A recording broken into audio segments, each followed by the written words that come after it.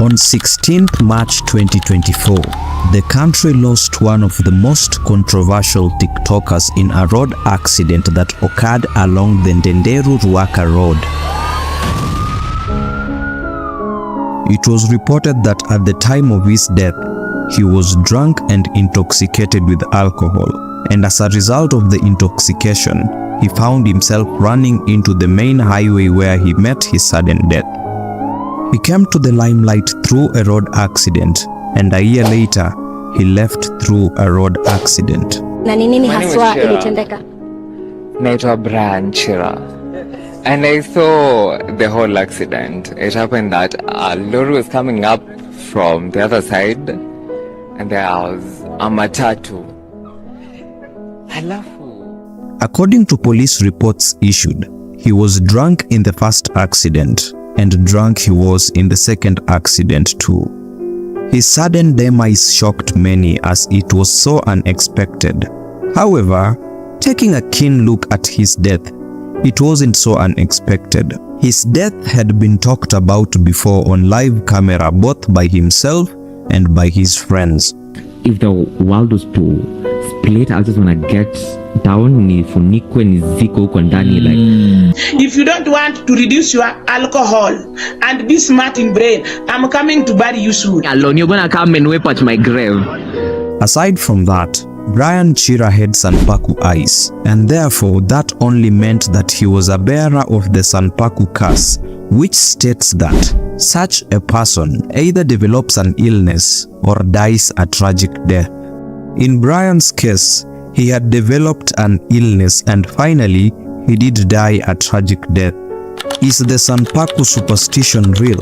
Because until this day, in Chira's comment section, you will still find comments made years ago telling him that his time is limited and his days are numbered.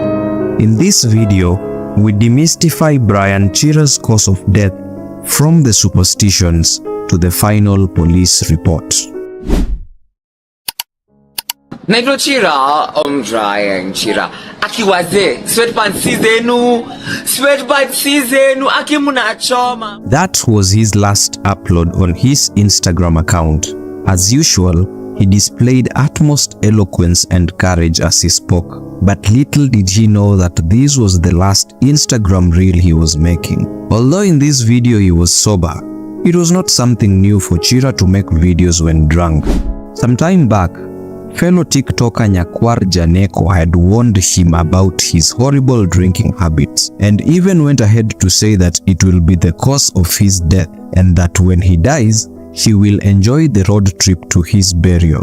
I'm coming to bury you soon. Yes, because you don't value yourself. Hey, I will come with KD, Garibari. Logically speaking, that was just an angry warning and Nyakwar meant no harm. If anything, she wanted the best for him. If you think that this was the first time that Chira was being warned of alcoholism, then you probably have to think again, as Chira had been warned multiple times before, and in all cases, he pledged that he would quit. In fact, like any other alcohol addict, he said that he was working on it. So I'm cutting off the drinking and cleaning up content ndio naifanya ikuwe safi ndo brands za treats wanitafute. Did he really clean his content or quit alcohol? Okay, taking alcohol is not bad, but what he did after drinking alcohol was what people had a problem with. Remember, on several occasions, he has united Kenyans on Telegram after his nudes found way on online platforms. Aside from that, we all know that alcohol had landed Chira into online feuds with different celebrities, ranging from Jalango, Nyako, Mulamwa, and at some point, he was arrested and arraigned in court over staining Aziad Nasenya's name in one of his live sessions. God, oh my, Aziad Nasenya, kumbe ni malaya hivi. Aside from that, considering the fact that Chira was HIV positive, his drinking habits would only make it harder for the ARVs to work effectively. In an interview with Masawe Japani, He narrated how he got infected with the virus. He didn't have money, so he accepted a gig to be a callboy in Mombasa. In exchange, he was to be given a good amount of money that was promised to him by a friend. I never had money, so I had a friend who told me that there are very rich people who like to have a kuna watu wanapenda kuwa na wakati mzuri na watalipa pesa mzuri. And kijana si alipanda tu basi akaenda Mombasa. Mimi nikaenda kwa rafiki yangu, mambo ika-escalate, tukalewa sana. And nafikiria ni kama I don't know how to put it.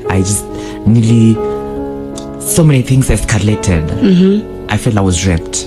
It was then that he contracted the virus. Thereafter, he reported to police that he had been sodomized. But the case got nowhere as the alleged perpetrator committed suicide 2 weeks later. And that wasn't the end of his troubles. He constantly faced stigmatization after publicly declaring his HIV status on TikTok Live. Even worse, his only guardian, his grandmother, rejected him. Shosho ali back off, ni kama alini cut off kidogo ba. Chira was a total orphan and he had lived with his grandmother since age 8. Both of his parents had died earlier on in his life. When his mother died, he was left in custody of his aunt. And the aunt did not also live longer. She also died, and that was when Chira was left in the hands of his grandmother. Generally, his family had a high mortality rate. And this idea is what brings us to the Sanpaku superstition, which is believed to be the cause of these tragic deaths. For clarity purposes, Sanpaku is a Japanese word that means 3 segments, and in this context, it means in relation to the human eye. A normal human being usually has 2 white segments on his eye, on the left and on the right of the black part. But for a given lot of individuals, they have 3 white segments, on the right, on the left, and either the bottom or the top of the black part. For Chira's case, he had a 3rd white segment below his black part. And according to the Sanpaku theory, such persons usually die a tragic death. There are so many examples of public figures with Sanpaku eyes who've died tragic deaths, but the most renowned is Abraham Lincoln, America's 16th president, who was shot on the head and died on the spot. You can do your own research on other celebrities who had Sanpaku eyes. For Chira's case, he survived the deadly HIV virus, but he succumbed to injuries from a road accident. It was a sad day online. Many Kenyans took it to their social media pages eulogizing Brian Chira. Suddenly, everyone had something good to say about him. Everyone praised his good personality despite the fact that, when he was alive, he was constantly facing negative criticism and also hate from the larger majority of netizens that came across his controversial live sessions. Most brands, if not all, did not want to associate with him, and at some point, one of the personalities Mulamwa ulisema alikataa kupiga picha na wewe. Ni ukweli alikataa kupiga picha na mimi. Na wewe ni fan wake? Na mimi ni vile nifa. Mulamwa nilikuwa namjua kwanza day 1. Akikuja Instagram na followers wake 10, tulikuwa hapo. And this was allegedly because he did not want to tarnish his brand. At his burial, his family, which had stigmatized him for his HIV status and his gay behavior, now spoke high about him. He was given a good send-off. This was after fellow celebrities and TikTokers fundraised over 8 million for his burial. Some celebrities such as Otile Brown and KRG The Don supported his family by covering funeral expenses. The same way he was loved and welcomed by Kenyans in his first viral video is the same way he was loved during his departure. Assuming that he took people's advice and quit alcoholism, then would he still be alive today?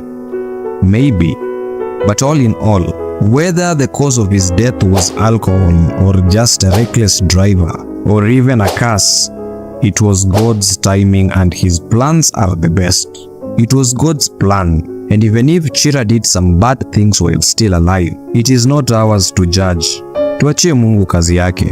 Oh, and by the way, the driver who hit Chira to death has not been identified to this day. Do not fear to leave a comment on what you thought about this controversial TikToker. May his soul rest in peace. If you've enjoyed this video, then you definitely will enjoy some of my other videos. Please check them out. See you in the next video.